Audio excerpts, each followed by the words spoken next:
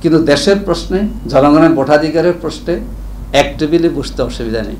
1966 সালে বা 67 সালে শেখ মুজিবুর রহমান, সাইয়েদ আবুল আলম মওদুদী, অধ্যাপক গোলাম আজম একই টেবিলে বলে রাজনৈতিক বক্তব্য দিয়েছেন আইয়ুব খানের বিরুদ্ধে। আমার মুখের কথা নয়, ছবি আছে। বর্তমান প্রধানমন্ত্রী ভোটাধিকার প্রতিষ্ঠা করার জন্য 1995 সালে মাওলানা মতিউর রহমান নিজামীকে নিয়ে বসে আন্দোলনের কর্মসূচি দিয়েছেন। বেগম সাজেদা চৌধুরী, ব্যারিস্টার মওদুদ আহমদ, মাওলানা মতিউর রহমান নিজামী আর আমাদের প্রধানমন্ত্রী শেখ হাসিনার বিরোধী দলের নেতা এক টেবিলেই ছিলেন, একসাথে বসাইছেন।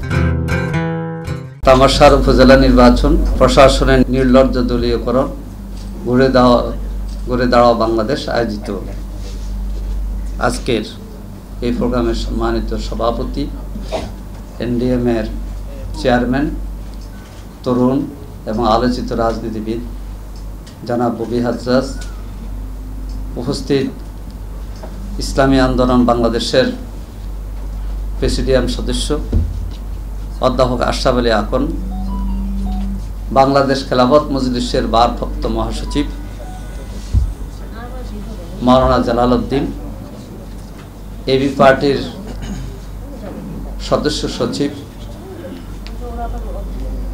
জনাব মুজিবুর রহমান মঞ্জু, ডাকসুর সাবেক ভিপি, গণ অধিকার পরিষদের সভাপতি, তরুণ রাজনীতিবিদ জনাব নুরুল হক নূর, নাজাম ইসলাম পার্টির ভারপ্রাপ্ত মহাসচিব মাওলানা আজিজুল হক ইসলামাবাদী এবং আমাদের স্নেহের জাতপার সহসভাপতি রাশেদ প্রধান সহ নেতৃবৃন্দ, উপস্থিত সংগ্রামী ভাই ও বন্ধুগণ, আল্লাহ তাআলার শুকরিয়া আদায় করছি যে সুন্দর একটি আয়োজনে আমরা মিলিত হয়েছি। রমজানে ইফতার অনুষ্ঠানগুলির পর সুন্দর একটি আয়োজনে আজকে এসেছি। তো শুকরিয়া জানাই এনডিএমকে, একটি ভালো প্রোগ্রামের আয়োজন করেছে এবং ঘুরে দাঁড়াও বাংলাদেশ এই শব্দগুলো আজকের প্রোগ্রামে আসার ক্ষেত্রে আমাদেরকে উদ্বুদ্ধ করেছে। আমি প্রথম ধন্যবাদ জানাতে চাই, তামাশার উপজেলা নির্বাচন নয়, তামাশার 7 জানুয়ারি নির্বাচন, এনডিএম অংশগ্রহণ করে নাই। বাংলাদেশের প্রায় 63টি রাজনৈতিক দল অংশগ্রহণ করে নাই। সেক্ষেত্রে এনডিএম-এর চেয়ারম্যান হিসাবে ববি হাজ্জাজ সাহেব যে ভূমিকা নিয়েছে, আমরা তার দলকে অভিনন্দন জানাই। 7 জানুয়ারি প্রশাসনের নির্বাচনে বাংলাদেশের জনগণ অংশগ্রহণ করে নাই। এই জন্য এটাকে ডামি নির্বাচনের রাজনীতিবিদরা বলেন এবং স্বীকৃত হয়েছিল ডামি। সে নির্বাচনে না যাওয়াটা রাজনৈতিক দলগুলির জন্য অনেক পরীক্ষা ছিল। আজকের এই আলোচনা সভায় যেসব রাজনৈতিক দলের নেতৃবৃন্দ এসেছেন, আমরা আমাদের দলের পক্ষ থেকে তাদের কাছেও কৃতজ্ঞ এবং তাদেরকেও ধন্যবাদ জানাই যে শত প্রলোভন সত্ত্বেও এইসব দলকে নির্বাচনে নিতে পারেনি এবং আমরা আসলে একটি সঠিক পথে আছি নির্বাচনে না গিয়ে। ভাই ও বন্ধুগণ, আজকের আলোচনা ছিল তামাশার নির্বাচন উপজেলা। আসলে উপজেলা শুধু তামাশা না, তামাশা শুরু হয়েছে আওয়ামী লীগ ক্ষমতায় এসে নির্বাচন নিয়ে। আশরাফ আলী আকন ভাই 73 সালে নির্বাচনের কথা বলেছে।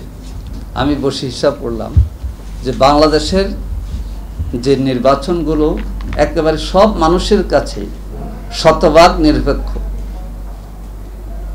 এই নির্বাচনগুলোতে আওয়ামী লীগের আসন দেখেন। 1986 সালে এরশাদুর উদ্দিনে আওয়ামী লীগ নির্বাচনে গিয়েছে, 76 আসন পেয়েছে। জামাতে গিয়েছিল, 10 আসন পেয়েছে। 85 সালে প্রথম উপজেলা নির্বাচন হয়েছিল, আপনারা জানেন। সেই নির্বাচনে তৎকালীন 7 দল, 8 দল বা 15 দল জামাত সহ নির্বাচন বর্জন করেছিল, কিন্তু আওয়ামী লীগের অনেক নেতারা সেই নির্বাচনে গেছে। আওয়ামী লীগ দলীয়ভাবে যায়নি। 85 সালে উপজেলা নির্বাচন আর 86 সালের জাতীয় নির্বাচনের পরে একটা স্লোগান এস্টাবলিশ হয়েছিল, 10টা হুন্ডা 20টা গুন্ডা ইলেকশন ঠান্ডা। সেটা এরশাদ সাহেবের ইলেকশন আমাদের আকন ভাই বলেছে। তো 10টা হুন্ডা 20টা গুন্ডা ইলেকশন ঠান্ডা, এটা আমার এই যে ফাঁসের নেতা মঞ্জু ভাই চৌদ্দগ্রাম আর ফেনিল 86 সালে আমরা দেখেছি ভোট কিন্তু মানুষ যায় না, কিন্তু জাতীয় পার্টির ওই 10 গুন্ডা আছে, ইলেকশন হয়ে গেছে। সেই অভিজ্ঞতা থেকে আন্দোলনের মধ্য দিয়ে 91 সালে বিচারপতি শাহাবুদ্দিন সাহেবের অধীনে কেয়ারটেকার গঠিত হয়। সে নির্বাচনে আওয়ামী লীগ অংশগ্রহণ করে আসন পেয়েছিল 88 আসন, আর 1988 সালে পেয়েছিল 76 আসন, আর 86 সালে পেয়েছিল 76 আসন, আর 2001-এ আওয়ামী লীগ আসন পেয়েছিল 62 আসন। তাহলে বোঝা যায় জনগণের কাছে ক্ষমতা কেন দেয় না এখন আওয়ামী লীগ। কারণ বাংলাদেশের জনগণ নির্বিঘ্নে ভোট দিতে পারলে, আওয়ামী লীগের তামাশা করতে না পারলে আওয়ামী লীগ ক্ষমতা আসতে পারে না, এটা প্রতিষ্ঠিত। 1996 সালে আওয়ামী লীগ 146 আসন পেয়েছিল, জাতীয় পার্টির সহযোগিতা নিয়ে তারা ক্ষমতা এসেছিল। 91 সালে আওয়ামী লীগ 88 আসন পাওয়ার পরও জামাত এবং জাতীয় পার্টিকে নিয়ে ক্ষমতা আসতে চেয়েছিল, পারেনি। আজকে যে তামাশার নির্বাচন কেন আসছে? জনগণের ভোটাধিকার আজকে বুলন্ডিত নাই বলা যায়। 7 জানুয়ারি নির্বাচনে সবচেয়ে বেশি মানুষ বিরোধী দলকে ফলো করে আহ্বানে ভোট কেন্দ্রে যায়। এর আগে আমি বলতে চাই 2014 সালে, 2018 এবং 2024 এই 3টে নির্বাচনে আওয়ামী লীগ তামাশার মাধ্যমে ক্ষমতা চলে গেল। 2014 সালের নির্বাচনে 154 জন বিনা ভোটে ঘোষণা দিয়ে দিল, এবং রাশেদ যে বলছিল যে কুকুর এবং অন্যান্য পশু, ওটা 2014 সালের নির্বাচনে কেন্দ্রের ছবি সহ প্রকাশিত হয়েছে, এবং 43টা কেন্দ্রে একটি ভোটও পড়ে নাই। গাইবান্ধা, পলাশবাড়ি এবং আপনার সাদুল্লাহপুর সহ সাতক্ষীরার কয়েকটা উপজেলা ভোটে করতে পারেনি। ভোট করছে 3 দিন 1 সপ্তাহ পরে র্যাব পুলিশ দিয়ে। 7 জানুয়ারি নির্বাচনে বাংলাদেশের প্রায় সব বিরোধী দল ঐক্যবদ্ধ আমরা ছিলাম, কিন্তু সরকার বিভিন্নভাবে, বিশেষ করে পার্শ্ববর্তী দেশের একেবারে বলা যায় সক্রিয় সরাসরি ভূমিকা রাখার কারণে তারা বাংলাদেশের জনগণের মতামতের প্রতি তোয়াক্কুল করে নাই, কিন্তু তাদের মনমতো সরকারের দল আনার জন্য তারা ভূমিকা পালন করেছে।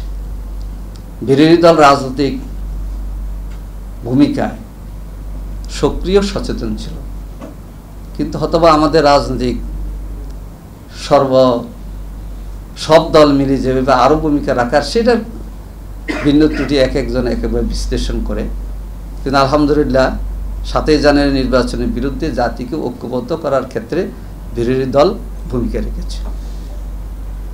আজকে আমি এই কথাই বলতে চাই যে আমরা একটি রাজনৈতিক দল হিসেবে ভূমিকা রেখেছি। আপনারা দেখেছেন আমাদের রাজনৈতিক নেতৃবৃন্দ অনেক ত্যাগের মুখোমুখি হয়েছে। কোনো প্রলোভন মোসালেকা দিয়ে জামাত ইসলামের কোনো নেতা জেল থেকে বের হয়নি, এই জাতীয় কাজও নেই। ওনারা দেশে জনগণের জন্য কাজ করেছে, এবং জামাত ইসলামী সেই কমিটমেন্টের উপর আছে এবং থাকবে ইনশাআল্লাহ।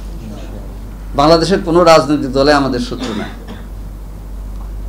কারণ দেশপ্রেমিক দল হিসাবে সব দলকে নিয়ে আমরা চলব। আদর্শের প্রশ্নে আমার ভিন্নতা থাকতে পারে,